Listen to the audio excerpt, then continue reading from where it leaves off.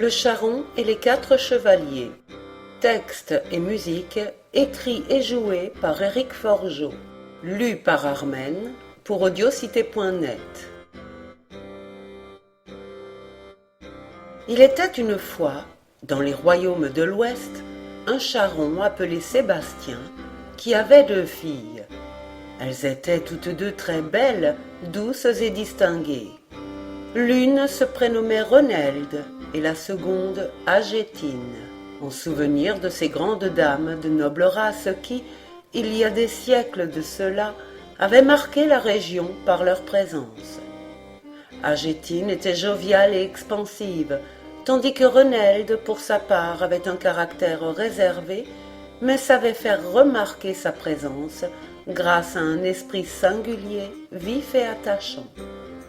La femme de Sébastien était morte quelques années auparavant, et depuis ce jour, le temps semblait ne plus avoir de prise sur l'homme, même si sa peine était toujours aussi grande, ne serait son affliction, il paraissait encore étrangement jeune. Les jeunes femmes allaient souvent au bois alentour pour y cueillir des baies, ramener des branches ou simplement se promener. Le charron pensait qu'il était grand temps pour ses filles de se trouver un fiancé et qu'elles se marient. Un jour vint à passer dans les environs un chevalier dans une grande armure chatoyante. Il avait fière allure et suscitait admiration et respect chez tous ceux qui le voyaient. Lorsque le cavalier arriva près de la maison du charron, il entendit la voix d'Agétine, et après s'être approché et avoir vu la jeune fille dansant sous les arbres, il la voulut pour lui. Il entra dans la petite maison, dérangea le père dans son atelier et lui fit part de sa volonté. Le charron dit alors au chevalier qu'il pourrait prétendre à la main de sa fille à la condition qu'il lui ramène la fleur des jours, qui se trouvait au sommet d'une montagne très lointaine, car lui-même ne disposait pas d'assez de temps et de force pour cela. Le chevalier répondit alors : « Comment oses-tu poser des conditions, manant ? Ta fille viendra avec moi que tu le veuilles ou non. » Il se précipita vers elle et l'agrippa par l'épaule. Agétine, surprise, ne put réagir assez vite et elle se retrouva malgré elle enlevée par ce chevalier hautain. Le pauvre homme ne put rien faire pour empêcher cela, seulement regretter ce destin qui lui avait fait perdre successivement sa femme puis sa fille. Lorsque Renelde revint de la clairière d'où elle venait de ramasser du bois, il lui rapporta le triste événement qui venait de se dérouler. Le mois suivant, vint à passer à travers la forêt un chevalier dans une simple cuirasse de cuir. Il avait moins fière allure que le premier, mais tous ceux du village qui l'avaient aperçu l'avaient aussitôt pris en sympathie. Il avait véritablement des façons et l'aspect d'un prince. Il arriva enfin à la sortie du village et chevaucha non loin de la maison du charron et de sa fille. Il entendit alors la voix cristalline de Renelde qui chantait tout en cardant de la laine, et en fut émerveillé. Il la vit ensuite et vint à elle. La jeune fille savait qu'il n'y avait rien à craindre d'un tel gentilhomme. Aussi elle conversa aimablement avec lui. Le jour suivant, le beau cavalier revint et répéta la même scène, exactement semblable au jour précédent. La même situation resta inchangée toute la semaine qui suivit, et un jour il alla trouver le père, toujours occupé dans son atelier, et lui fit part de sa requête d'épouser sa fille. Le charron lui narra l'aventure qui était arrivée à son autre fille. Le prince savait que le combat était inégal face à ce chevalier malfaisant, mais il proposa néanmoins son aide. Le charron répondit par la négative, qu'il fallait faire aller chaque chose en son temps, et lui annonça qu'il pourrait prétendre à la main de sa fille à la condition qu'il lui ramène la fleur des jours, qui se trouvait au sommet de la montagne très lointaine. Le chevalier, qui s'appelait Gobdelas, partit alors pour cette quête. Le mois d'après vint à passer dans la région un chevalier tout en armure de plate. Son haubert était richement ouvragé et son aume, alors rabattu vers l'arrière, laissait bien voir à ce moment son regard d'azur perçant et son visage dur mais juste. Il inspirait une crainte indéfinissable chez les villageois, mais il pressentait pour leur part que son honneur ne les trahirait pourtant jamais et que dans ces conditions, il pouvait rester confiant et s'en remettre à lui. Tandis qu'il passait près de l'atelier du charron, il entrevit Renelde à l'intérieur de la maison, et alors sa belle assurance perdit soudainement un peu de sa force. Il découvrit qu'il lui faudrait rechercher la main d'une fille telle que celle dont il venait d'entreapercevoir la beauté, pour que son aplomb redevienne tel qu'il était auparavant. Il entra dans ce petit foyer pour y trouver le charron, se présenta sous le nom de prince Gaërier et demanda un peu d'eau pour se désaltérer et un peu de nourriture pour lui redonner des forces. Voyant la prestance du chevalier, mais également sa gêne, le père répondit alors, tout en lui servant ce qu'il demandait. « Tu trouveras la sœur de celle-ci, prisonnière d'un prince maléfique et félon. Si tu la délivres, tu pourras prétendre à l'épouser. » Le chevalier pensa à part lui que la demande était un peu hardie, mais n'étant pas insensible à la première, il était possible que la seconde lui plaise encore plus. Gaërier se coiffa de son aume et partit vers sa quête. Gobdelas, pour sa part, avait déjà traversé maintes régions et gravi maintes montagnes. Il avait affronté de tels dangers qu'il arriva complètement exténué au pied du mont très lointain. Il établit là son camp et s'y reposa une semaine. Ensuite, lorsqu'il se retrouva au mieux de sa forme, il entreprit l'escalade de la montagne. En chemin, il entendit le pépiment d'un oiseau. Ce dernier s'était pris les ailes dans un buisson épineux et il risquait de mourir si personne ne le tirait de là. Gobdelas n'était pas du genre à s'apitoyer mollement, mais il trouvait que cette situation manquait de justice. Alors il délivra le petit oiseau de ce buisson. Aussitôt, celui-ci repartit dans les airs en tourbillonnant, mais avant de quitter définitivement les lieux, il dit au chevalier: « Merci pour ton attention et ton assistance, chevalier. Prends cette brindille que j'ai dans une de mes pattes, et si un jour tu te retrouves dans une situation similaire, brûle-la, et je viendrai à mon tour t'aider. » Le chevalier fit comme il dit et continua son ascension dans la montagne. Les bêtes sauvages n'étaient pas les plus redoutables pour lui, car là se trouvaient également de petits dragons et des hommes qui les gardaient en ce lieu. Aussi Gobdelas dut tous les affronter. Alors qu'en bas il n'y avait qu'une atmosphère crépusculaire, lorsqu'il arriva enfin au sommet de la montagne, la clarté était intense. Il aperçut, résistant à tous les vents, un petit arbuste avec une fleur sur celui-ci. Le chevalier prit soin de mettre l'arbre et ses racines dans un petit chaudron qu'il avait pris avec lui, et il redescendit de la montagne. Les mois suivants furent une mauvaise saison pour la région où résidaient le charron et sa fille. La disette s'installait, et les hommes habitant là vivaient une période trouble. Le foyer de l'artisan était à peu près épargné, car il s'était établi plus à l'écart du monde que le reste de la population. Pourtant, un matin vint à passer un cavalier hirsute et laid. Sa face était sombre, et il semblait entièrement fait de fausseté. Il avait entendu parler de la beauté des filles du charron, et sa convoitise le mena jusqu'au petit atelier en bordure de la forêt. Renelde se garda bien de chanter ou de se montrer, mais le vilain homme savait où aller. Il entra à l'improviste et surprit les habitants de la maison. Il somma le charron d'organiser les épousailles entre lui et la fille, car il la voulait pour femme. « Ma fille est déjà fiancée. Tu ne peux prétendre à sa main. Repars chez toi et cherche ailleurs. Ce ne sont pas les filles à acheter qui manquent de par ce monde. » essaya l'artisan. Mais à peine terminait-il sa phrase que le sorcier, car c'en était un, avait disparu et sa chère fille avec lui. Le pauvre homme resta encore aveuglé un petit moment, et lorsqu'il recouvra ses esprits, il put constater que par 3 fois le mal avait frappé chez lui. Quelque temps après, Gobdelas revint de sa mission victorieux.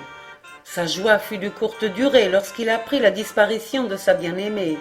Sébastien lui expliqua où il pensait que se cachait ce second seigneur, et Gobdelas reprit immédiatement la route pour délivrer Renelde. Après cela, le charron remit en terre, dans son jardin, l'arbre et la fleur des jours. Puis il revint dans son atelier et entreprit la construction d'une grande charrette. Gaërier avait découvert un lac paisible au cours de sa route et s'était reposé quelque temps à cet endroit. Une barque abandonnée était là, et parfois les pêcheurs remontaient le petit cours d'eau qui alimentait le lac. À un moment, un fait troublant agita les lieux. Des bulles remontaient à la surface de l'eau près d'une des rives sablonneuses. L'homme s'en approcha et il découvrit un gros poisson bleu qui tournait en rond dans l'eau limpide. Le poisson se mit alors à parler et dit que l'accès au cours d'eau était bloqué pour le moment par divers filets et qu'il ne pouvait rejoindre les siens à cause de cela. Que pouvait-il y faire? Il était seul et faible et ne pouvait retrouver son chemin dans ce labyrinthe formé par les filets. Le chevalier n'aimait pas que l'on essaye de le prendre par les sentiments, mais comme il trouvait de l'injustice dans cette situation, il indiqua au poisson quel chemin suivre dans le chenal pour éviter les filets. Enfin libre, le poisson ondula vers la rivière et dit avant de partir complètement: « Merci pour ton attention et ton assistance, chevalier. Prends une poignée de cette terre qui est à tes pieds, et si d'aventure tu te retrouves dans une situation similaire, jette-la dans de l'eau, et je viendrai pour t'aider. » Le chevalier reprit sa route, et il arriva enfin au château du vil paladin aux manières de Soudard. Mais il put constater à quel point celui-ci était bien défendu. Son propre domaine ressemblait d'ailleurs fort à celui-ci. Un pont en pierre se trouvait juste à la sortie de la forêt d'où il venait, et il y avait un guerrier tout en armure qui en gardait le passage. Les deux hommes s'affrontèrent vaillamment, et au terme d'un rude combat, Gaërier eut le dessus. Le garde lui avoua alors que si sa quête l'avait conduit jusqu'ici, la source de son mal, en revanche, n'était pas en ce lieu, mais bien ailleurs. Il le laissa malgré tout passer, puisqu'il avait été vaincu. Quant à Gobdelas, au prix d'un nouveau périple de plusieurs semaines, il arriva dans la région où le prince sombre faisait régner sa loi injuste et arbitraire. Partout, les gens du petit peuple ne subissaient qu'oppression et avilissement, mais ils ne semblaient pas s'en apercevoir réellement et s'en remettaient docilement à la justice des sbires de leur seigneur. En ce jour d'ailleurs, la plupart de ces gardes avaient quitté la place forte pour récolter leurs taxes. Aussi, par chance pour Gobdelas, il était plus aisé d'attaquer son objectif à cette occasion. Puisque Renelde avait refusé de se soumettre à ce prince malveillant, il l'avait enfermée dans le plus haut donjon de son château pour la faire réfléchir. Elle y était déjà depuis de longs jours, et l'homme fourbe ne revint pas sur sa décision, puisqu'il estimait qu'elle était une preuve de sa force de caractère. Lorsqu'il aperçut par la suite Gobdelas au pied de ses douves, il entra dans une vive colère et se retira dans une pièce secrète. Tandis que le valeureux chevalier franchissait le pont-levis, se jouant des armes de ses ennemis, le prince malveillant invoquait un de ses aides des mondes inférieurs. Le démon sortit par la fenêtre en voletant et piqua sur Gobdelas qui se trouvait déjà dans la cour intérieure, prêt à toutes les prouesses pour délivrer sa fiancée. Alors, l'être des mondes infernaux frappa le noble chevalier de plein fouet et le fit sombrer dans l'inconscience. Ce dernier fut ensuite transporté dans une geôle humide et sale par des gardes sans âme et presque sans vie. Au même moment, Gaërier, qui pour sa part se trouvait toujours au pied des douves du chevalier arrogant, se rendit bien compte qu'il n'était pas au bon endroit pour accomplir son destin, même si celle qui lui était destinée se trouvait derrière ses murs. De plus, il ne se sentait pour le moment pas de taille à affronter seul les nombreux périples du château. Aussi, il ressortit en direction du pont en pierre et retrouva le guerrier vaincu. Il l'interrogea, et apprit ainsi où se trouvait le domaine du prince maléfique, à quelques lieues d'ici. Il se mit en route dans cette direction et se trouva rapidement en vue du nouveau château.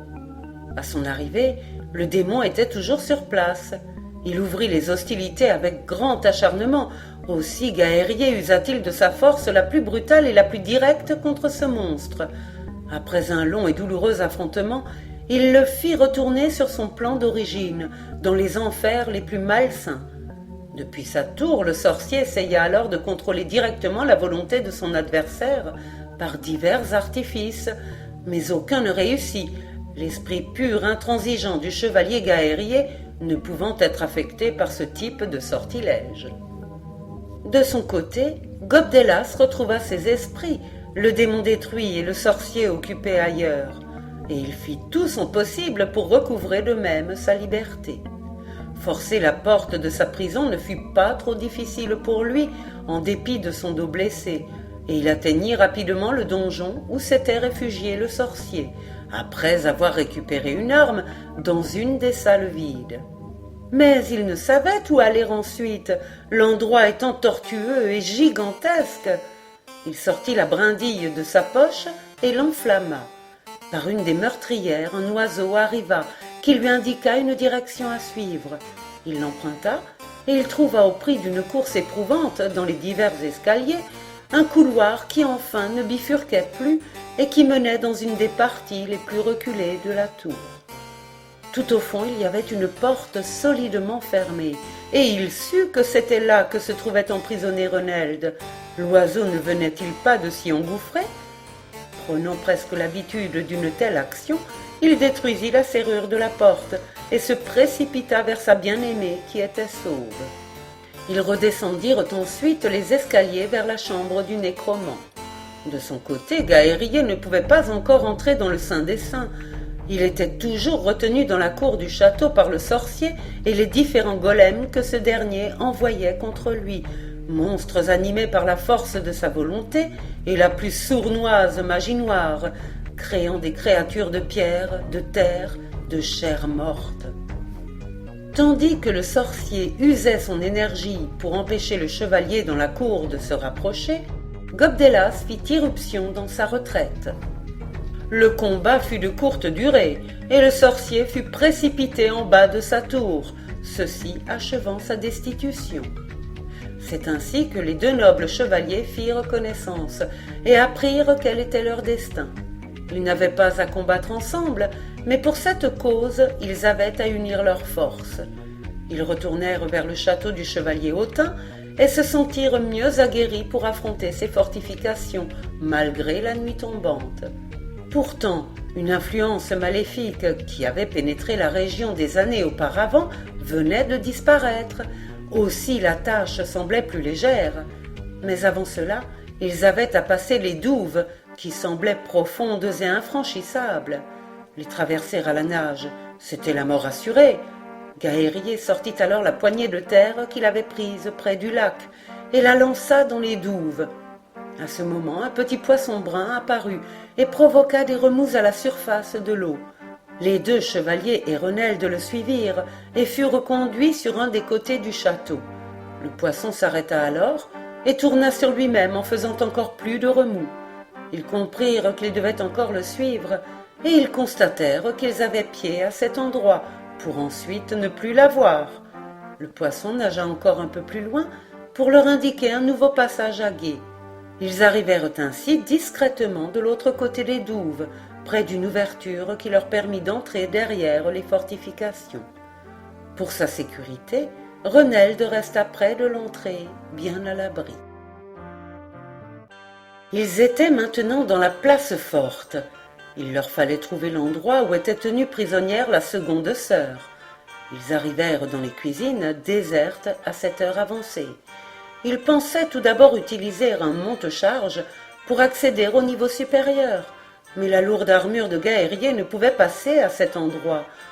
Il fut alors convenu qu'il chercherait de son côté la jeune fille, tandis que Gobdelas resterait à proximité pour surveiller les environs et prévenir des patrouilles des gardes. La structure de ce château ne présentait pas d'extravagance ni de surprise. Aussi, ils trouvèrent facilement la chambre où était gardée Agétine. Le rustre n'était pas un monstre, et il n'avait pas cloîtré la belle dans une horrible prison. Il avait rapidement regretté qu'elle ne se soit pas attachée à lui. Il avait fait enfermer dans une belle pièce, gardée par de féroces chambrières. Les matrones n'offrirent quand même pas une grande résistance, et Agétine fut bientôt dehors, très étonnée qu'on vienne ainsi la délivrer. Il n'y avait pas besoin de lever de lourdes armées pour une coûteuse guerre, ni de débuter un siège pénible et funeste pour le peuple, lorsque le combat qui se menait était avant tout d'ordre spirituel. Aussi fut-il aisé pour les deux hommes de maîtriser ce chevalier traître à son rang et à son ordre.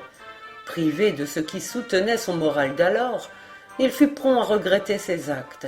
Il fut malgré tout châtié en conséquence, mais par ce moyen put par la suite prétendre faire de nouveaux partis de la société. De retour chez le charron, les 4 jeunes gens découvrirent qu'il était parvenu à terminer un grand chariot, la plus grande de toutes ses réalisations.